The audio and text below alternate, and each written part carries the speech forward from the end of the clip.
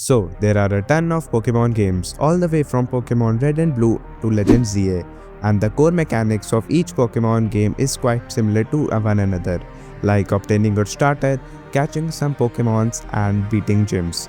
But there are some things that some of the games do better than the rest of the series.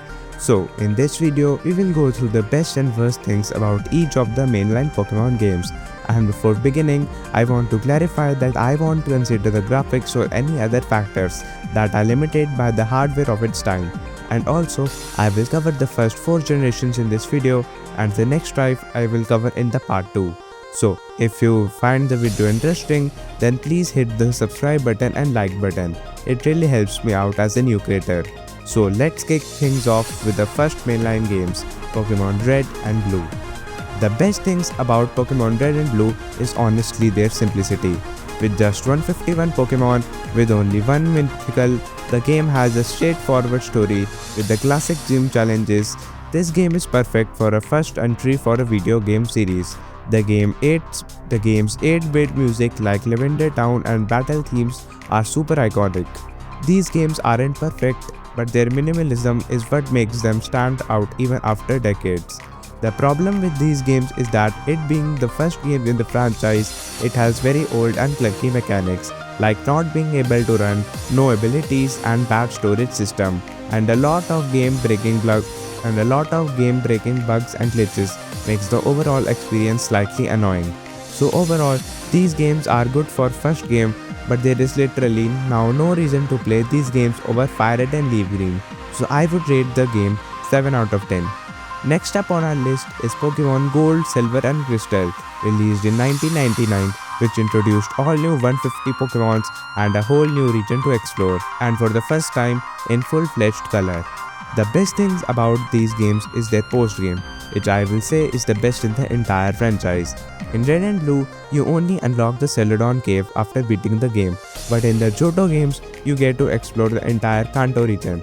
Imagine exploring an already amazing region, and to your surprise, you get to explore another region with the OG gym leaders. One thing which I personally like about Johto is that it is very vibrant and colorful. Maybe I'm saying it from Heart Gold Soul Silver perspective, but to me, Johto is the best region I have ever explored. There are a few issues concerning like the level curve and roaming legendaries. The game has a weird level curve. After beating Morty, the level progressions almost stop. Chuck, Jasmine and Price have 2 close level Pokemons, and just after that, the level spikes up with Claire. Also, these games introduce roaming legendaries which are very annoying and time consuming for anyone trying to catch Entei, Suicune and Raikou, because first of all, their location is unpredictable. Their location changes after a few moments, which makes them difficult to track. If somehow you were able to encounter it, then it is a pain to catch it as they can roar anytime to flee from the battle, and then you have to encounter it once more. Despite its advantages and disadvantages, I would put Gold and Silver to 7.5 out of 10 and Crystal to 8 out of 10 because of including the Suicune plot in the main story. Next up on our list is Pokemon Ruby, Sapphire and Emerald. These games begin the modern Pokemon games due to the added quality of life features like introduction of double battles and also add abilities which give a competitive edge to the series. These games are almost perfect with an amazing story, map setting which make the game look very diverse than any other game. The main issue with this game is that it has too much water. The tentacles that spawn every 3 steps you take are very annoying. Also, figuring out where to dive, especially for Pseudopolis City, is very painful. There is a specific spot where you need to dive to reach the city. You definitely need YouTube or Google for figuring this out. Apart from this, the games are amazingly well made and worth to play, especially Pokemon Emerald. I would rate Ruby and Sapphire 8 out of 10 and Emerald an almost perfect 9.5 out of 10. Next up on our list is Pokemon Diamond, Pearl and Platinum.